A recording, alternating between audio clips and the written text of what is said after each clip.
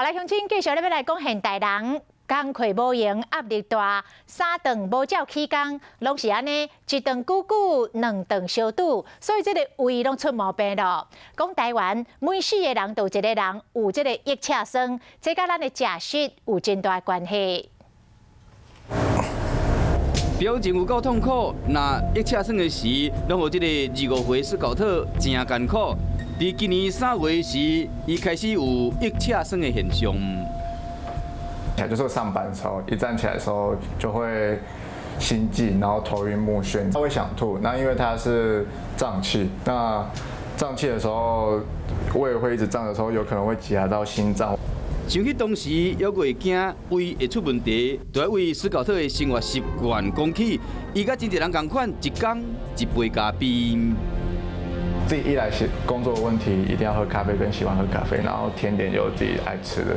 啉咖啡爱食甜，互你的腋车酸，这唔是干那讲过台词尔。那腋车酸的时，较严重的影响困眠，会致使讲，这个思考特胃药拢无离心。像这款胃肠无健康的人，现代社会是愈来愈多，尤其是腋车酸占大部分。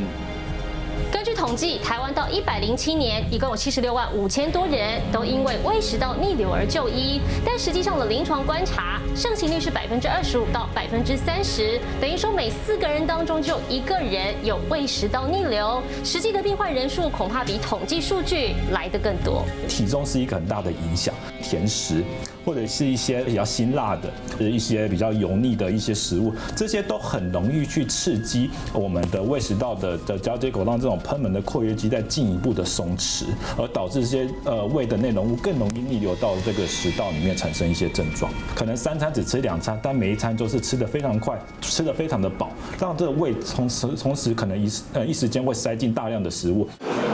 生活压力一个大，直接影响食物件甲消化，和这个腋车酸变成现代文明病。当这个胃甲食道之间的贲门，本来应该食物件了关起来，袂好这个胃酸甲物件倒积，却因为这个贲门的作用无好，令无法度关起来，或者胃酸甲物件倒积去到脑梗食道的所在，有擦擦也是小小的感觉，相片内面真明显，这个食道和胃酸受到伤，有粉红色发炎的反应，那较严重的变成 食道癌，腋车酸的效果千万袂使轻视。长期的一些发炎，然后导致一些黏膜的破损，接下来这些黏膜会再长出新的皮出来。它这个皮相对来说比较容易抗胃酸的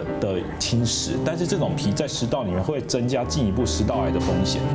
更加互医生烦恼的是，胃若出问题时，有真侪人唔是用专业的方式来治疗，是家己做医生。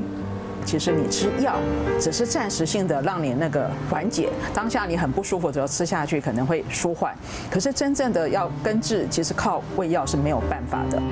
依照统计，药局胃药的市场有将近4亿个规模，甲换算做每一人每年使用的胃药量差不多有100粒以上。上接买就是中和胃酸，也是抑制胃酸分泌的用药。